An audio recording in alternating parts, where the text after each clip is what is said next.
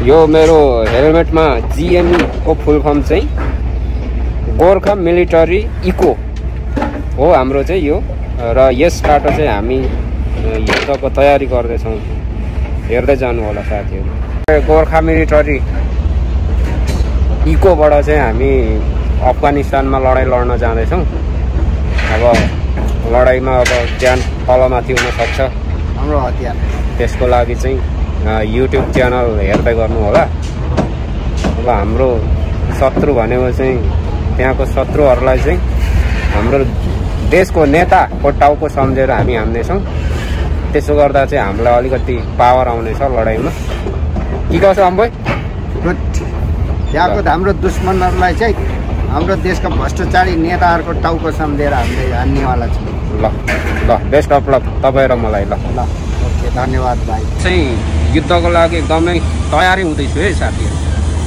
Glove लाएँ सेफ्टीको हिसाबले, र मेरो गन गोली गट्ठा रेडी भइसक्यो। यो गोली गट्ठा हो। यो मेरो यो एकदमै ड्रोन अट्याक बम हो। मेरो सर्ट गन है यो चाहिँ बिजुलीबाट चल्ने हो। र यसको चाहिँ 2-3 खालको हुन्छ। यो सर्ट गनलाई लङ गन बनाउनु यो लाउनु पऱ्यो।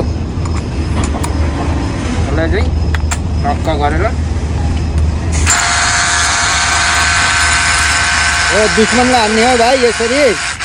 म चाहिँ दुश्मनलाई चाहिँ हाम्रो देशको भ्रष्ट नेताहरूलाई सम्झेर चाहिँ म टाउकोमा हाल्छु। अब यसको अब दुश्मन नजिक आयो होइन, नजिक आउँदा चाहिँ यो 5.5 mm को गोली जान्छ यसमा। यो हाल्यो अनि यस्तरी दिने हो टाउकोमा। ल साथी,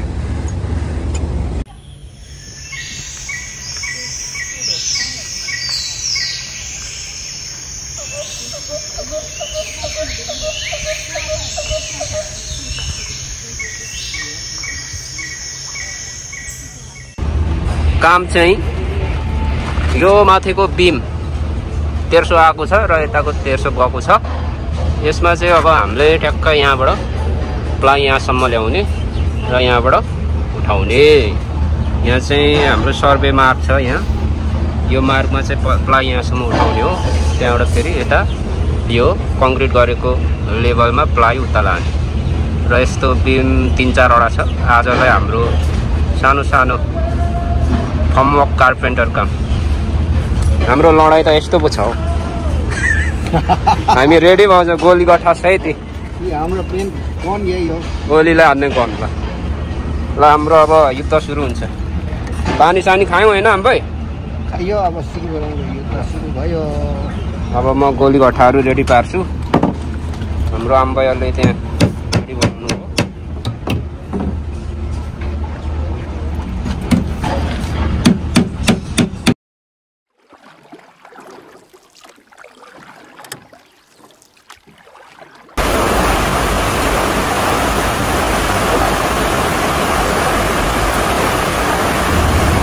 हाम्रो प्रोग्रेस यतिसम्म हुँदैन।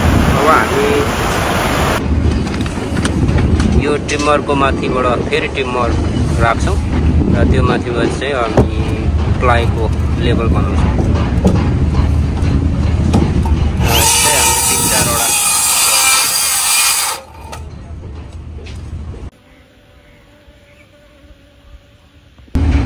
हामीले चाहिँ यहाँसम्म बनायौँ। अब हामीले चाहिँ माथिबाट प्लाईको ट्याक्क लेभलमा साइजको काटेर कभरिङ गर्नेछौँ। त्यसपछि सकियो एउटाको काम। र यस्तै हाम्रो चाहिँ आजको काम 3-4वटा सेम यही गर्नुपर्ने छ। ल यस्तै छ है काम।